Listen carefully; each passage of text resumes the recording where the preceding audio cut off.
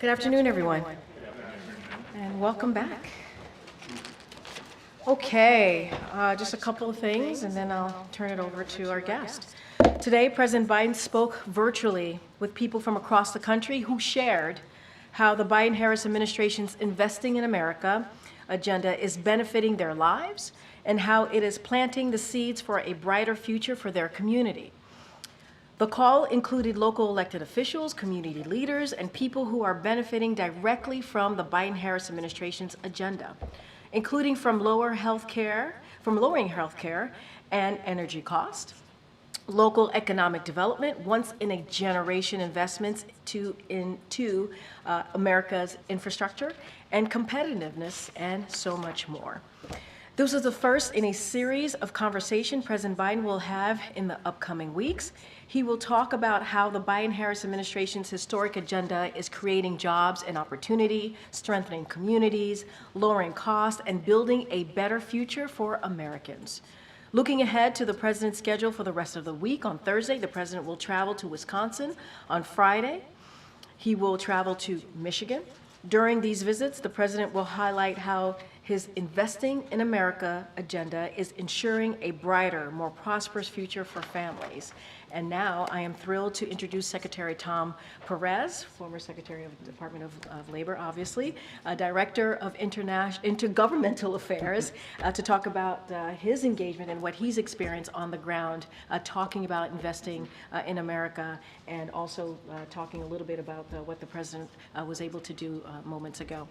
Excellent. All right. Thanks, Karine. Good afternoon, everyone.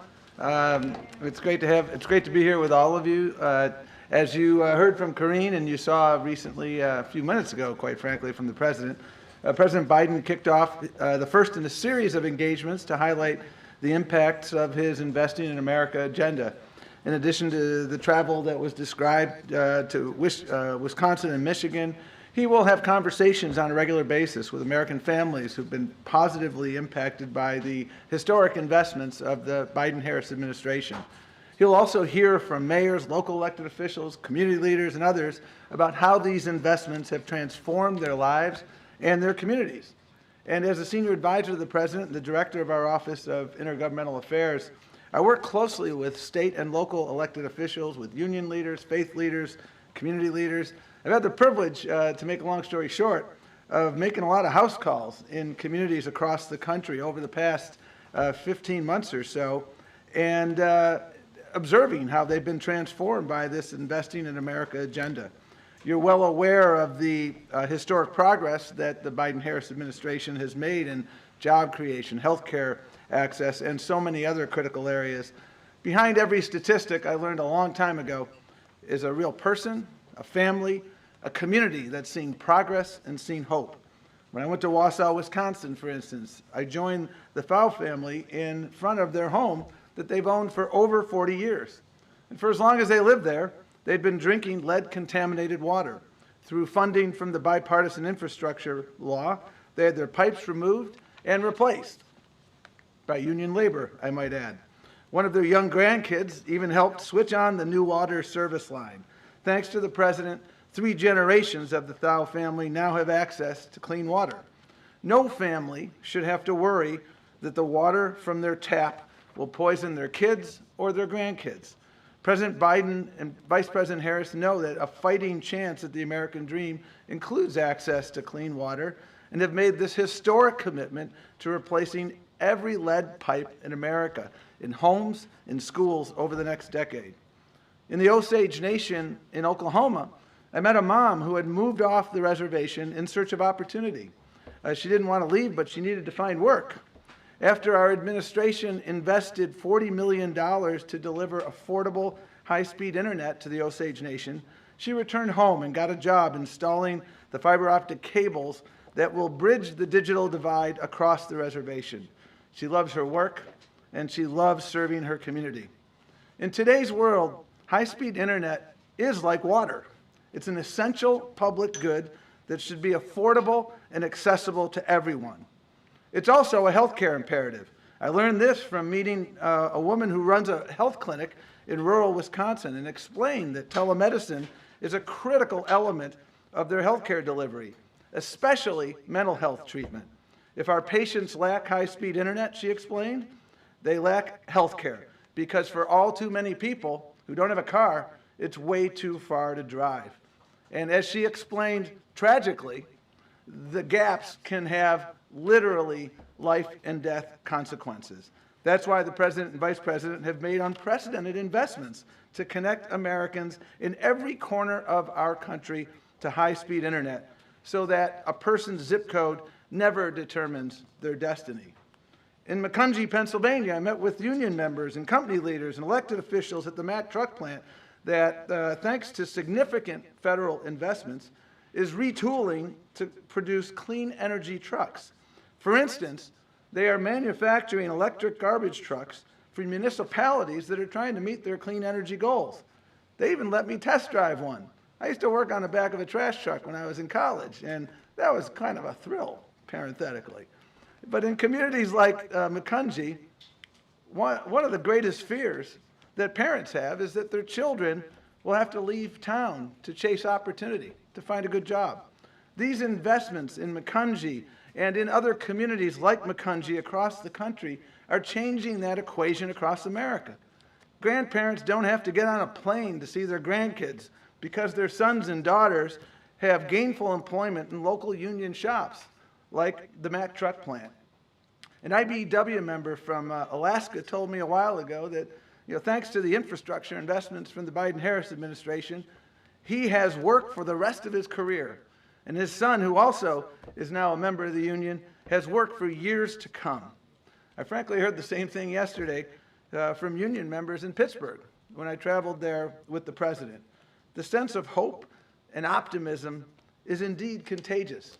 I was with Mayor Turk in Allentown, Pennsylvania, and he introduced me to the De La Rosa family, a hardworking family that was struggling to make ends meet because the dad had some health issues and was having some challenges. But thanks to funding from the American Rescue Plan, they were able to move out of their very small apartment that didn't meet their needs into a subsidized, newly constructed townhouse apartment that finally gave their family some breathing room. Their son David, who is 18 years old, gave me a tour. And his highlight, as he said to me, and I remember this like it was yesterday, Tom, I've never had a backyard before. And he showed me the backyard. First time they ever had one. And by the way, he's got a full ride to UPenn, just started last week. And we're going to continue to stay in touch because Mayor Turk and mayors across America, Republicans and Democrats, have said to me repeatedly during my House calls that they have never had the opportunity to do more good for more people than they've had over the last 3.5 years, thanks to these investments by the Biden-Harris administration. And I'll note that business leaders have expressed a similar sentiment. As a former labor secretary, I have a habit of talking to businesses, and I always ask them the same question: what keeps you up at night? The most frequent response I hear these days is workforce. We have a workforce shortage. We have so much opportunity. We need to make sure that we build the skilled workforce to compete. That's undeniably a challenge, but it's a great challenge to have, and it certainly beats the alternative, which is having no work. And one of the glaring lessons I've learned from my travel and conversations with these mayors is how prior waves of infrastructure investment actually created or exacerbated opportunity divides in communities across the country. The fact that American English has the phrase wrong side of the tracks tells you everything you need to know about our awareness deep down that infrastructure can divide just as much as it can connect. In my travels to places like Pittsburgh, Milwaukee, Buffalo, Denver, Syracuse, to name only a few, I observed firsthand how prior infrastructure projects from prior generations, like highways and bridges, literally cut generations of families of color off from opportunity, all in the name of progress. In partnership with mayors and state and other local officials, we have been steadily investing to redress these historical wrongs, including impacted communities in the process. In each of these cities, I've heard from residents who are encouraged by the possibilities these investments present for them and for their communities. Smoother transportation routes equal access to jobs, education, and healthcare. More green space, cleaner air. In short, reconnecting communities has been about and will continue to be about reconnecting opportunities. We want out of the shadows. That was what a person in Syracuse, New York said to me, referring to literally the shadow that I-81 cast along the middle of her neighborhood when it tore it apart. That's ultimately what investing in America is designed to do. It's designed to lift communities out of the shadows, lift the tide so that it floats all the boats, not just the yachts. President Biden has kept his promise to be a president for all people, from small towns to big cities, red, blue, purple states, places that for all too long were overlooked or left out. Because of the president's actions and the vice president's actions and vision, Americans all over the country are seeing and feeling a better, fairer, and more prosperous future on the horizon, a future of endless possibilities. I've had the privilege of seeing those possibilities, and it is indeed exciting. So thank you, and we're happy to take whatever questions folks have. Thank you. Thanks for being here. Just on the Investing in America agenda that you were talking about, is there anything you can share on just how the president's thinking about these projects, these goals might have shifted, how he may be sort of reorienting himself since he decided not to seek a second term, for example? Are there projects that he is now viewing with added urgency than compared to a couple months ago? Well, I think the president views every project with urgency because he knows that behind every project is a community clamoring for change and hope and opportunity.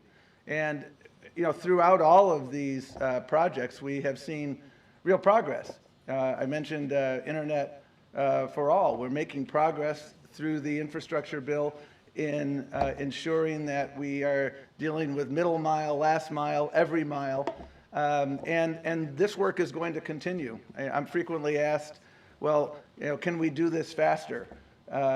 And the president has a healthy impatience for progress. And so we're going to continue working with our agency partners to ensure that we can break ground on every project where we've moved forward and get as much done as soon as possible. But, you know, when you're trying to correct a problem that is 50 and 60 years in the making, you know, the reality is that you don't replace every lead pipe overnight. It's not an on-off switch. But we're making tremendous progress. The president and the vice president are very good at setting benchmarks and holding ourselves accountable. The cabinet secretaries as well. And so we'll continue that work. Thanks. In your travels to Pittsburgh and throughout the Rust Belt, what kinds of conversations are you having with unions, companies, workers about the proposed takeover of U.S. Steel and what that would mean, and how is it informing administration policy right now? Well, the president spoke very clearly about that fact yesterday. Well, he's spoken about it multiple times, as recently as yesterday. U.S. Steel is an iconic United States company, and in his judgment, should remain an iconic United States company.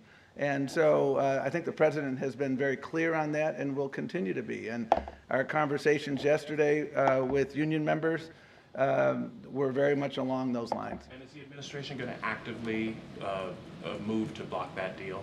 Well, there's a process underway now that is working its way through, and I won't comment further because I want to respect that process.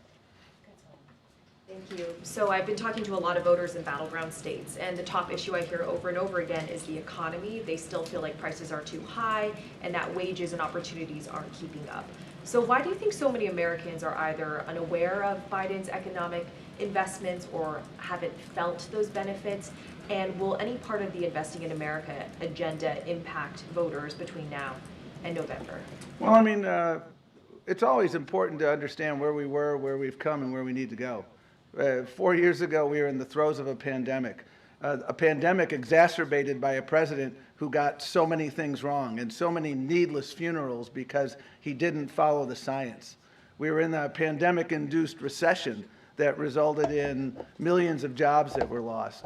And the president came in, and the American Rescue Plan is aptly named because it really did not only rescue the economy, but it rescued many lives, and it ensured that we could move forward.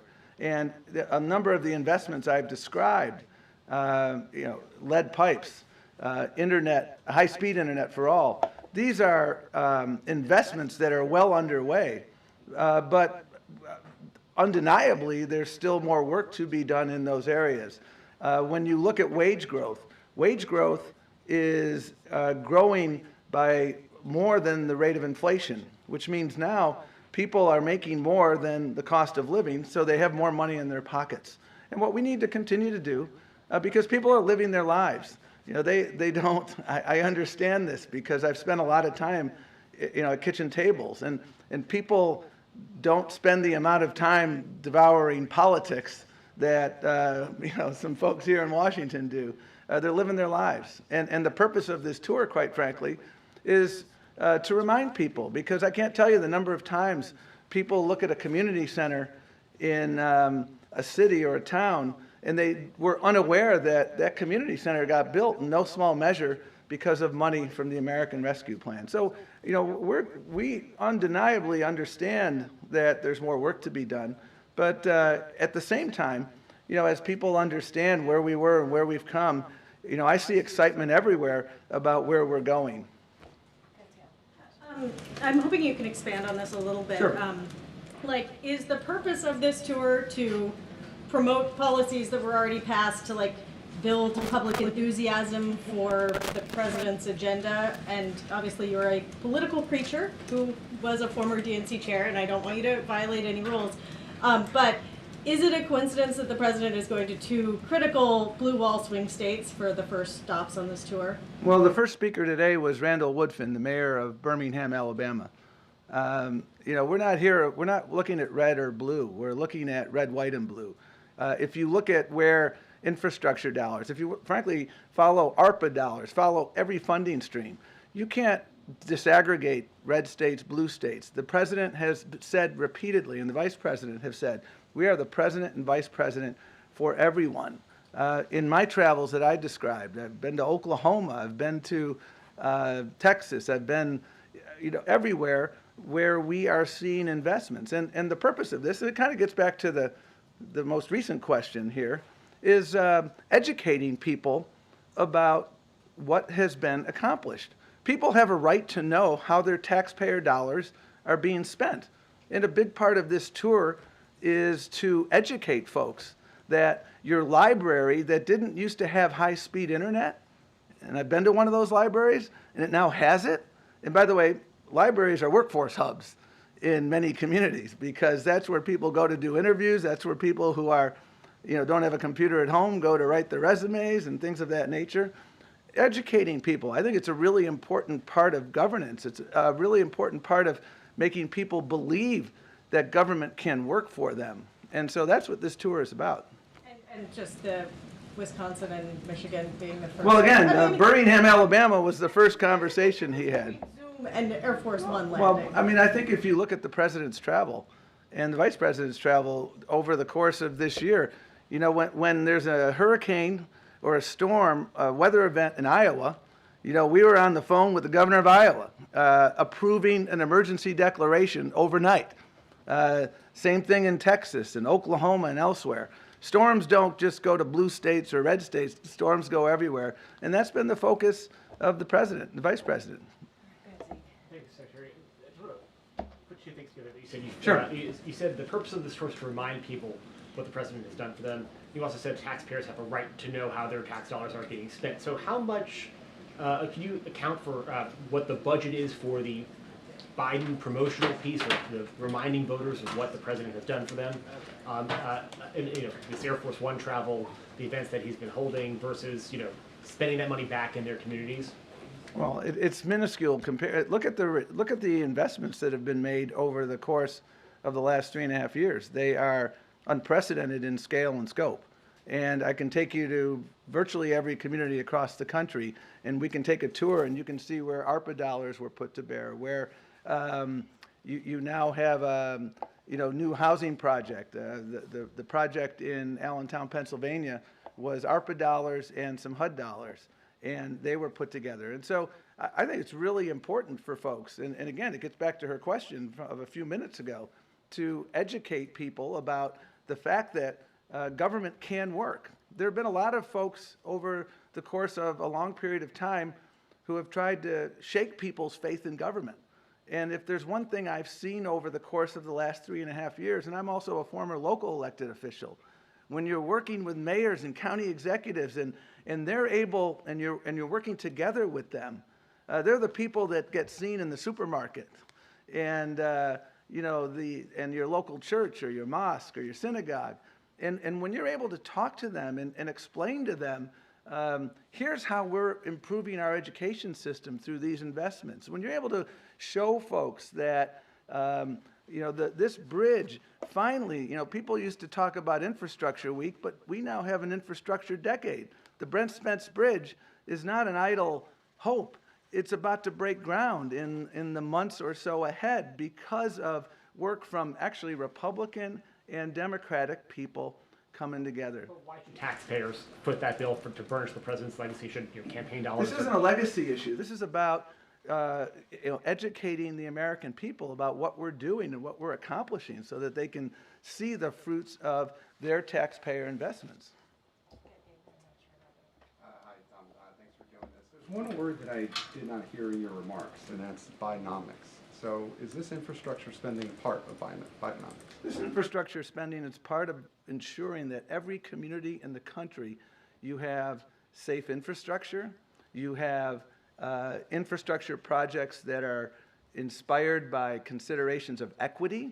So you're not building I-43 and I-94 in Milwaukee by taking out 15,000 black homes and 1,500 black businesses. And people can understand that it's a project that's going to work for everyone. That's everything that the president has done, whether it's the CHIPS and Science Act, whether it's the infrastructure bill, whether it's the American Rescue Plan, whether it's the Butch-Lewis Act, which helped literally millions of retirees retain their pension, their hard-earned pension.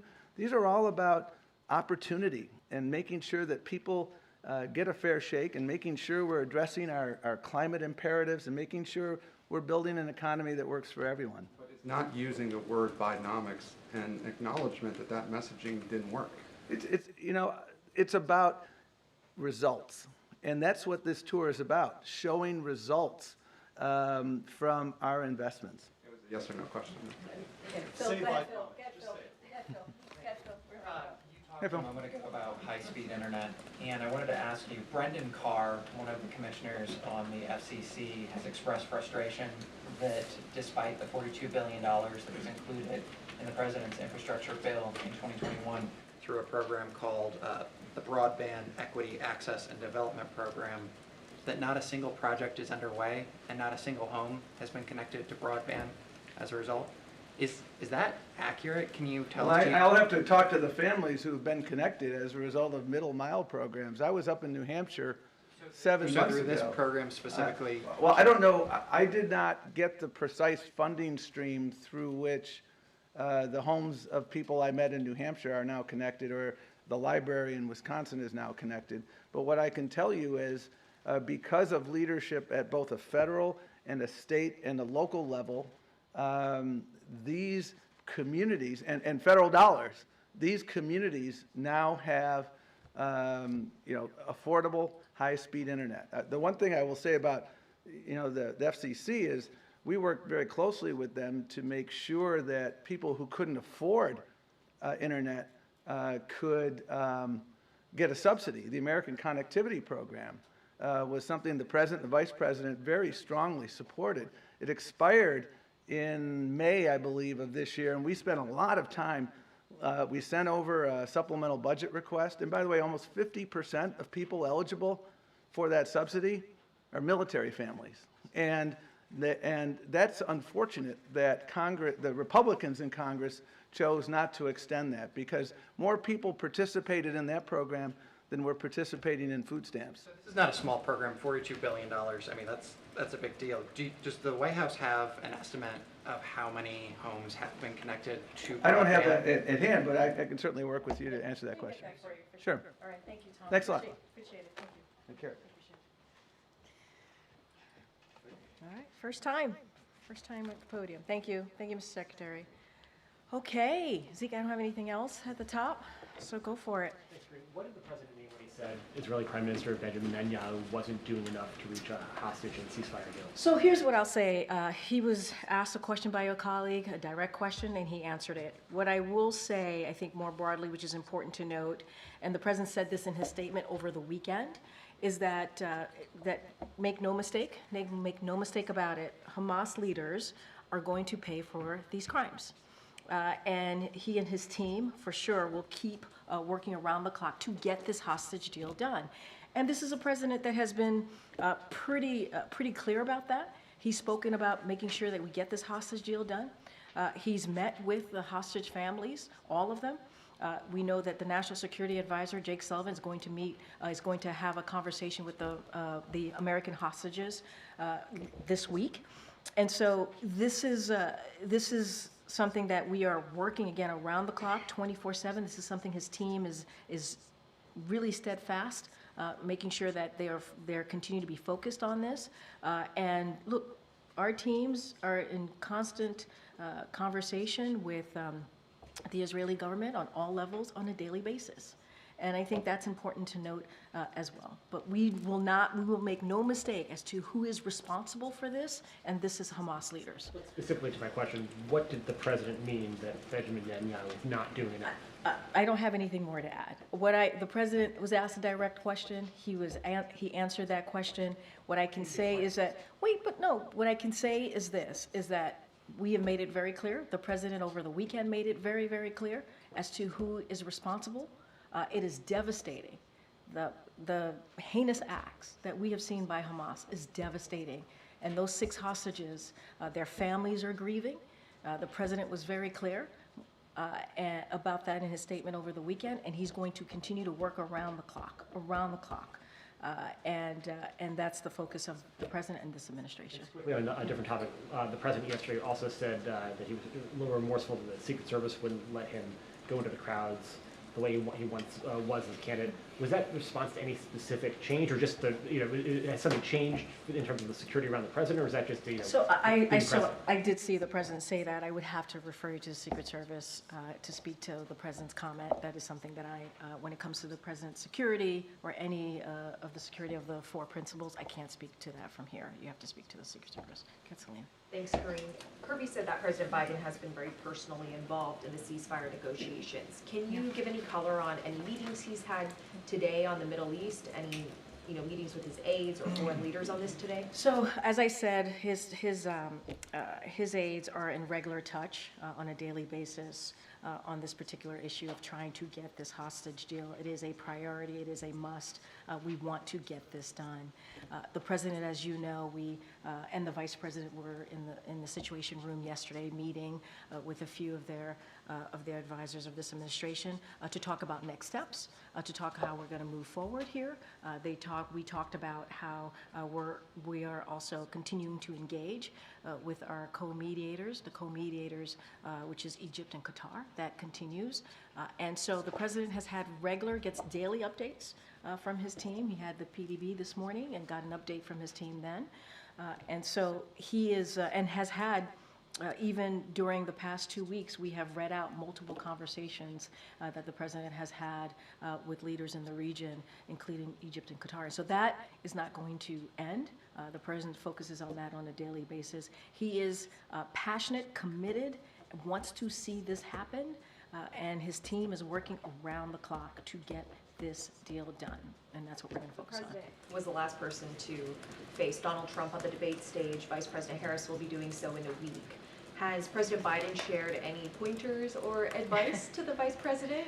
So as you know, they were together yesterday. They were shoulder to shoulder, right? As they have been in the past 3.5 years, working on behalf of the American people. You certainly will continue to hear, as we heard from Secretary Tom Perez, on what we're going to do to continue to make sure we deliver on the unprecedented results that we've gotten for the American people. Look, what I can say, and I'm going to be super mindful, because there is the Hatch Act, as I say all the time. I know you guys love me saying that.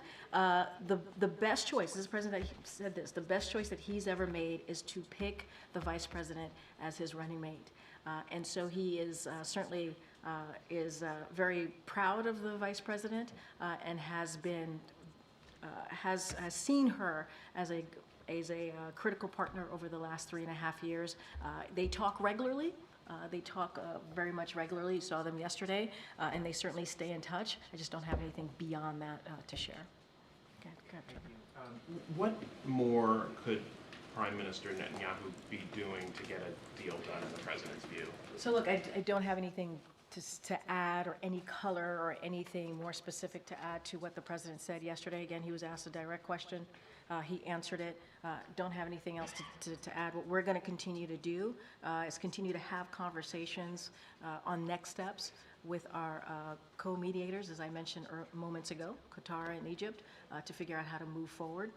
We are committed, this president is committed to making sure that we get a ceasefire deal. We got to remember what this means. This means that it ends the war. The president wants to see this war ended. The president wants to see the Palestinian people continue to get relief. We want to up the assistance into Gaza to the Palestinian people, and we want to get hostages home. We want to get hostages home to their family. And what we, the story that came out over the weekend of these 6 hostages, obviously one of them being an American citizen, is devastating. It's devastating. It was it was a devastating news and heinous act that we saw by Hamas. Does the president regard any of the Israeli demands that have been put on the table during these negotiations as unreasonable? I'm not going to negotiate from here. As my colleague from NSC, Admiral Kirby, said as well, we just are not going to negotiate from here. We're not going to go point by point here. We are looking at all options, as we have said before, and we're going to continue to have those consultations with co-mediators, Qatar and Egypt. I just don't want to get ahead of that from here. Does the president see Prime Minister Netanyahu as a good faith actor in these negotiations? Look, the president sees the prime minister as someone he has known for some time now, for decades. They tend to have honest conversations, direct conversations. I'm going to not get into a yes or no here. I'm going to get into what I know their relationship to be. And I think that's what's important. The president wants to get this done. And I'm just going to leave it there. Okay, and when is the president going to speak to the prime minister next? I don't have anything to read out. As you know, over the past several months, almost a year now, the president has talked to the prime minister several times, and we have read out those conversations. I just don't have anything else beyond that. And I also added a couple times moments ago that our team here talks regularly to the Israeli government on all levels on a daily basis, because we want to get this done. We want to get this done. Okay. Thanks, Karine. You referenced the president's statement over the weekend saying that Hamas leaders will pay for their crimes. Are you making a specific reference to actions the U.S. is planning to take to ensure that that will happen? So I'm not going to get into, as you know, we just don't telegraph those types of things. We wanted to send a clear message, and we did. The latest events were heinous. There were heinous murders, and Hamas has even more American blood on its hands, and that's what we want to make sure. And as you stated to me, Hamas leaders will pay for this crime. I'm not going to telegraph from here, from this podium, what that's going to be. That's not something I'm going to do from here. But we wanted to make it very clear about who's responsible and how, and where the United States is on this. So you are saying that you are referring to that outcome coming from the U.S.'s actions. Can you just clarify whether you're talking just generally about eventually Hamas will pay for what they have done, or are you talking about the administration ensuring that something will happen, action will be taken to make sure that Hamas leaders will pay for I'm not their going to go beyond the statement. As I said, Hamas leaders will pay for this crime. What we saw over the weekend was the latest heinous murder, and that's what it was. And so we are going to be very clear on calling that out. If anything, Hamas has even more American blood on their hands, even more. And so we're going to continue to be really clear. I'm just not going to go beyond that statement, beyond what I'm saying here. I'm not going to telegraph anything from here.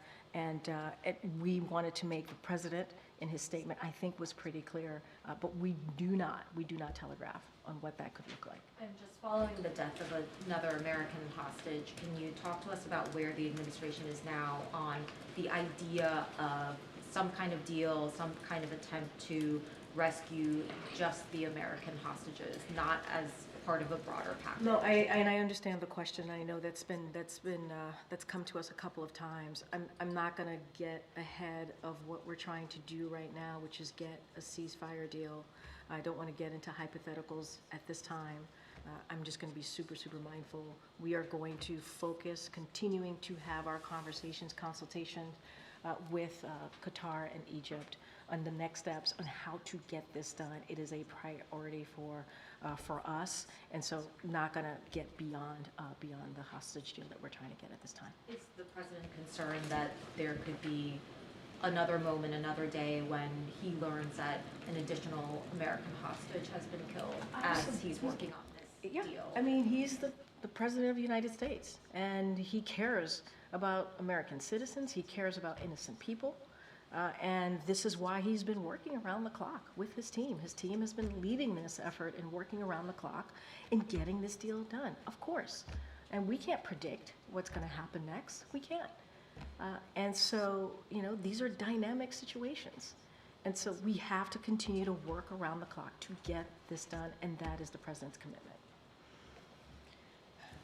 I don't think I've seen you in the briefing room before. It's nice to be here. Yeah, what's your name? It's Scott McFarland. Hi. Oh, that's right. Hi. Good to see you. Let's talk about this some more. Yeah, This is lovely. Sure. Let's go have some back and forth. Hey, Scott. Last month, the president in an interview said he's not confident at all about a peaceful post-election in America.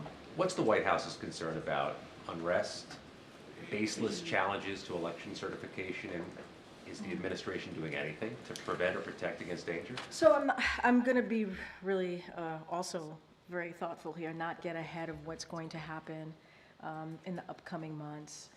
I think, and going back to the answer that the president gave, if you saw what happened on January 6th in 2021, I think any president who cares about our democracy, who cares about our freedom, who cares about free and fair elections, who truly cares about that, would be concerned.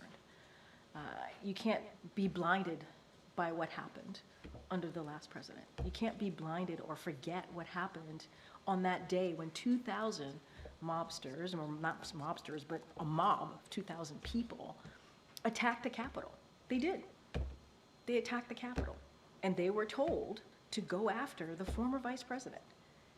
And they were told that the elections that had just occurred, that dozens of Republican judges said it was free and fair, and the results were the results. They didn't believe in that. And so that is a scary thought. That is a scary thought. The president obviously is going to do everything that he can to protect our democracy, to protect our freedoms, to protect the free and fair elections. And, and that's what he was talking about. All you got to do is go back 3 years and see what happened and see what the former president did and what he led, But obviously, I'm not going to dive into the specifics of that. There's an investigation, but we heard from the former president what he said directly, and so I'm going to be super mindful. But the president said it himself. He has concerns. So there's a lot at stake here, something that I've said before. And we know that the American people, we saw this in 2022, they care about our democracy. They care about freedoms. This is something that they truly want to see protected, and that's something that the Biden-Harris administration is going to continue to work on to protect that democracy and freedom. Okay, Gabe. Thanks, Karine. Does the president support the 10,000 hotel workers that went on strike? So we have seen the reporting of what's currently happening with Unite Here. The president was out and about yesterday with the vice president in Pittsburgh on Labor Day, which is something that obviously the president, when it comes to labor, when it comes to being the most pro-union president, he is very proud to have that title. Look, so what I can say as far as Unite Here and the 10,000 workers, I believe in 24 or 25 hotels that we're talking about now. We support collective bargaining. That's something that the president has said throughout his career and believe it's the best way for Americans.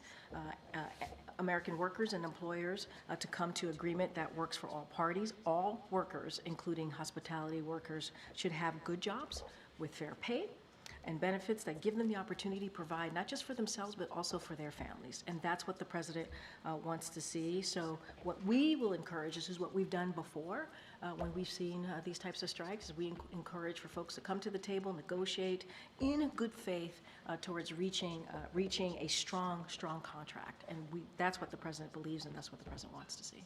And also, has the White House been in touch with Turkish authorities over the attack on the 2 Marines in Turkey? So obviously we're troubled by the assault that we have seen, that you all have been covering on the U.S. service members, and are happy to hear that they are safe now and have returned to the USS Wasp. I believe the National Security Advisor is going to put out a statement, Jake Sullivan, on this. If he hasn't, I'm sure it's coming shortly.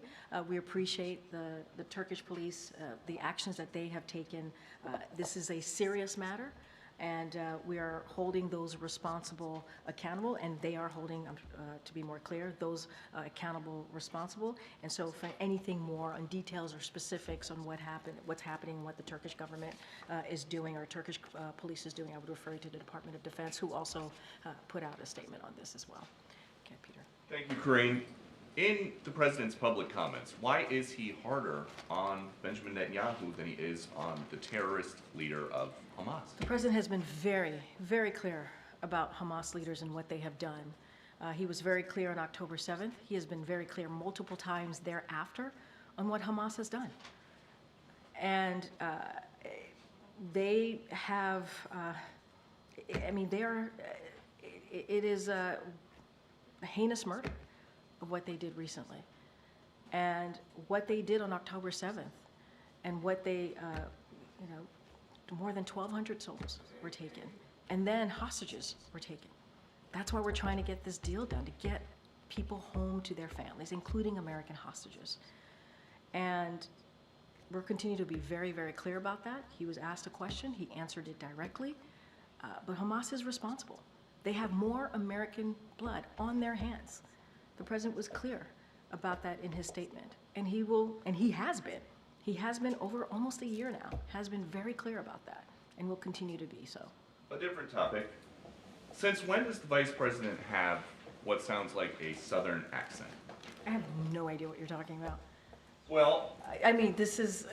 she was talking about unions in Detroit using one tone of voice. Is this something that same you think... line Okay, Peter. that she used the same line in Pittsburgh, and it sounded like she at least had some kind of a southern drawl. Do you hear the question that you're... do you think Americans seriously think that this is an important question? They care, you know what they care about?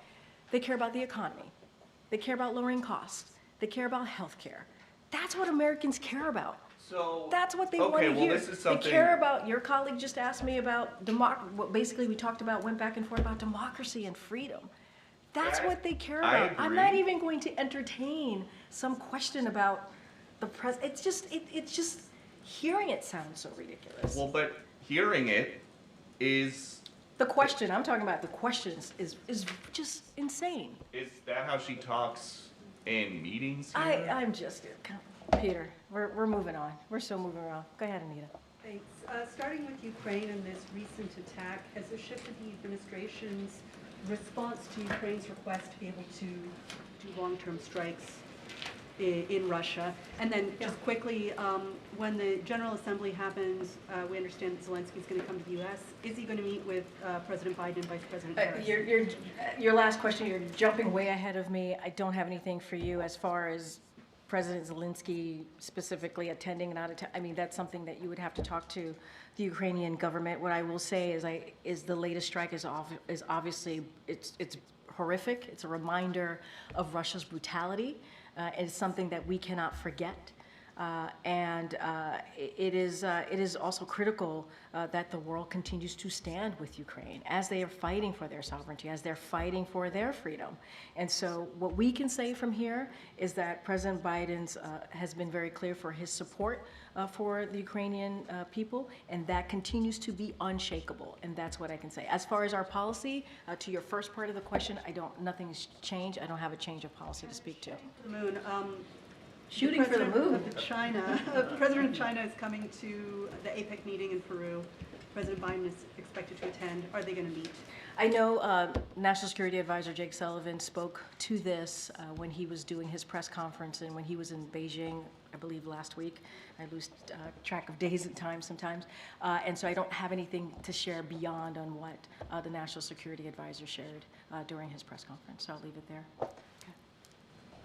The president returned from Pennsylvania yesterday. He made a statement to the pool about not getting back out into the large crowds, that the Secret Service saying essentially that it was too dangerous. Can you clarify? Yeah, I was just asked this question, I believe, by Zeke, your colleague, moments ago. I don't have anything else to share beyond what I just shared with Zeke. I believe you asked me this question. Okay, good. But I just don't have anything to share. No, you have to, this is, when it comes to the president's security or any of the principals, Secret Service, you have to talk to Secret Service about that. They can share more if they choose. He is going back on the campaign trail this week, so nothing has changed. Nothing has changed as far as his travel. We are going to be out there. As you just heard me speak to him going to Wisconsin on Thursday. He's going to be in Michigan on Friday. We just got back to your point in your question when he was answering answering a question or making a statement yesterday. He was in Pennsylvania. He's looking forward to it. He's looking forward to being out there, speaking directly to the American people, talking about what we've done this last 3.5 years. And so he's excited about that and wants to continue that. Thank you. The Vice President released a political ad this morning where she mentioned that price gouging is a problem in the United States when it comes to grocery prices. And I wanted to see if there's anything that the Biden-Harris administration is doing to address price gouging, if there are targets in mind, and sort of the activity that the administration has around this issue. So look, obviously, we have been very much, an administration has focused on lowering cost. That is something that we continue to do. As one of the most recent events that the president and the vice president had was indeed talking about how to lower prescription drugs. And so that is something that you know that we've done and over the past couple of years. As it relates to the campaign, as it relates to the ad, I got to be mindful. Just I have to say this at the top. Harris campaign can speak to specifically to the ad, but we have made some progress in lowering prices, as I just mentioned about the Medicare, what we've been able to do with beating back pharma and lowering some prices there when it comes to health care. And they have taken on price gouging. This is something that we have done here in this administration, including partnering with state attorneys generals to crack down on anti-competitive behavior in grocery and agriculture markets. That is something that we have done in the past 3.5 years in this administration. And so obviously it's something that we have focused on. What we want to do, and this is an issue that Americans care about, the economy, we want to continue to lower costs for Americans. We want to make sure that big corporations and billionaires pay their fair share, and we want to make sure that we build an economy that works for all, from the bottom up, middle out. This is all connected, and what the president and this vice president has tried to do over the 3.5 years. Does the White House believe that price gouging is, despite the efforts that you described, that price gouging continues with grocery prices? Yes, we've talked about this. We have seen, now to be clear, we have seen grocery prices come down over the past year or more, and so that is important. And a lot of that is the work that's been done from this administration. The president has called out companies, right, who we know were doing just that, raising the cost. But what we believe is that we want to make sure that Americans are not played for suckers. You've heard the president say this. They are not played for suckers, and that we're going to continue to do everything that we can to protect them. And so, again, we've done work on dealing with price gouging, working directly with state attorney generals to crack down on certain actions that we have seen, and we'll continue to do that. And then just one other topic. It was striking, at least to me, to see the White House tweet out a photograph of the president yesterday meeting with his hostage team in the Situation Room. Is there a military option that's being considered to help release the U.S. citizens that are being held against their will? Yeah, it's a very similar question that I just got from your colleague. I appreciate the question. I'm not going to get into any plans or policies from here. That is not something that I'm going to do. What I can say, and this is something that we have talked about, something that you've heard from this administration, is we are going to continue to get that ceasefire deal. We believe it is critical. We believe it's important to get that done. We want to see this war end. We want to see hostages come home, including American hostages, come home to their families. I just don't have anything beyond or outside of working around the clock to get the ceasefire You're deal. not rolling out the idea. I'm not, I just cannot get into that from here. What I can speak to is the ceasefire deal that we've been working on to get. We believe we're closer and closer, and that is our focus. That is the president's focus. I'm not going to speak to military operations. I'm not going to do that. That's not something that I could do from here. I would never do that. Never telegraph anything like that from here, and not from this podium. And so that's what I can say. Our focus, ceasefire deal, working continuously with our co-mediators, Qatar and Egypt, on next steps on getting to that hostage deal. That's our focus, okay? What's the White House reaction to the UK's decision to withhold some arms from Israel over those concerns about that they would be used essentially to violate international law? So I know that they've spoken to this, the UK government, so certainly I would refer you to the UK on their own determination and what that actually means, what standards under the UK law specifically, and how it's been applied here. So that is something that they have to speak to. I just don't have anything beyond that. On the White House side, has there been any conversations with the UK about what that means, and does that have any impact? Does this kind of decision have any impact on the goal of getting a ceasefire deal? So look, what I can say is we're going to continue to try and work and get on a ceasefire deal. That's our focus. That's what we're going to continue to do. If you're asking me if we were giving a heads up by the UK government, we were given a heads up by the UK government. But this is something this is their determination. This is something that they have to speak to and how they get to that decision. We are determined to get and committed to get the ceasefire deal. Our commitment to Israel's security remains ironclad. That is something that we're committed to, and we've said this from this podium many times. Israel faces a number of threats from throughout the region, and so that is ironclad. That has not changed, but we are trying to get that ceasefire deal working around the clock. That's what we want to see. That's our focus. Okay. How concerned is the White House for Vladimir Putin getting a red carpet welcome in Mongolia despite an arrest warrant of the ICC? So look, so obviously we're aware of the visit, of Putin's visit to Mongolia, and we've said this before, and I'll say it here. We don't believe any country should give Putin a platform to promote his war of aggression against Ukraine. There is no doubt that members of Russia's forces and other Russian officials are committing war crimes or other violations of international law in Ukraine, and we have been clear that those responsible must be held to account.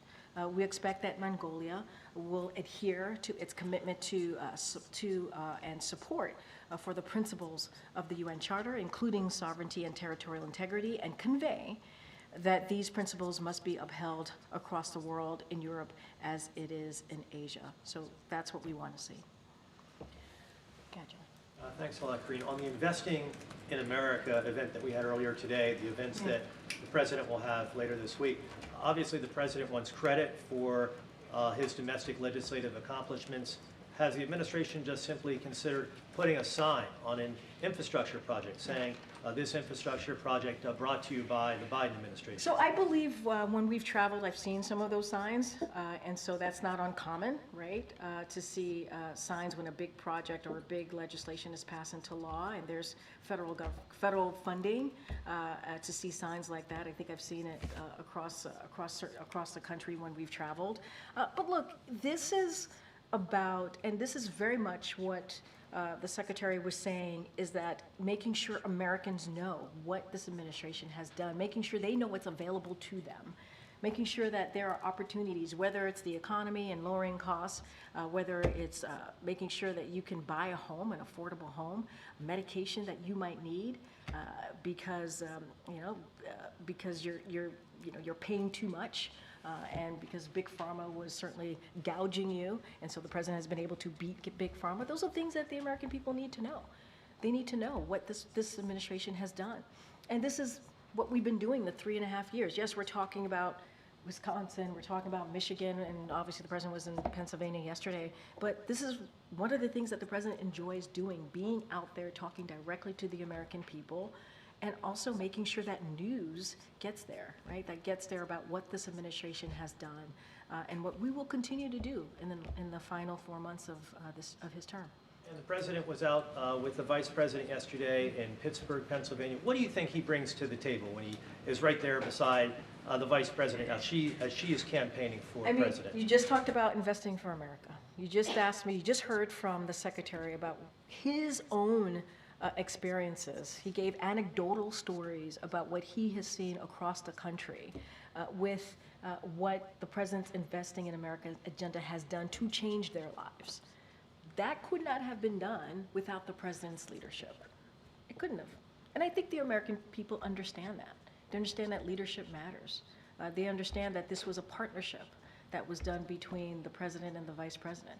And they understand that the president has been, you know, if you think about senator for 36 years, president for, vice president for 8 years, and now president, he brought leadership and experience and was able to reach across the aisle to get historic legislation passed.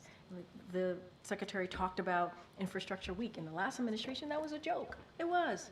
We would all joke about how, to this week again is Infrastructure Week. And now because we're able to pass a bipartisan legislation in this political environment, now we have infrastructure decade, and that matters. And that was done because this president had the leadership, had the experience, has the foresight to understand what the American people need and what is discussed around the kitchen table. And so that's what he brings. He brings experience and understanding, and you know, he can speak to the partnership that he's had with the vice president for 3.5 years. I think that's important. Get Karen. Thanks, Karine. Congress is set to come back to Washington soon, and government funding will be a big priority for them. So here we are again at this time of year. House Republicans seem to be floating a timeline that would push the deadline, like fund the government through next year, early, like into 2025, but attach SAVE to this funding bill. What is the White House position on the timeline of that and including that at this point? So, look, and you're right, here we are again, another time period during this year, this time of year, I should say. Look, House Republicans need to stop wasting time on extreme policies and do their job and keep the government open. And they could do that by passing a clean CR. A clean CR. This is something that they can do. And so, look, we said it in a statement of an administrative policy. We said this in July. We strongly oppose this Republican stunt. And as fact checkers across the board have made clear, it is already illegal for non-citizens to vote in federal elections. It's already illegal. If congressional Republicans truly cared, if they really cared about fixing the broken immigration system and securing our border, they would actually pass this bipartisan proposal that came out of the Senate. Instead, they got out of the way because of what the former president said to them. Donald Trump said, do not pass it. Do not move forward with this proposal. So we want to see a clean CR. That's what we want to see. And what kind of outreach is the White House doing with the Hill at this point? And does the president have any plans to engage with congressional leaders? Look, I don't have anything to speak to as it relates. We don't have anything to speak to as it relates to the president's engagement specifically on this issue. As you know, we have an Office of Leg Affairs. That Office of Leg Affairs is in constant contact with members in Congress about an array of issues, important matters that the American people care about, and so we're continuing to do that. All right, everybody. Thanks. See you tomorrow.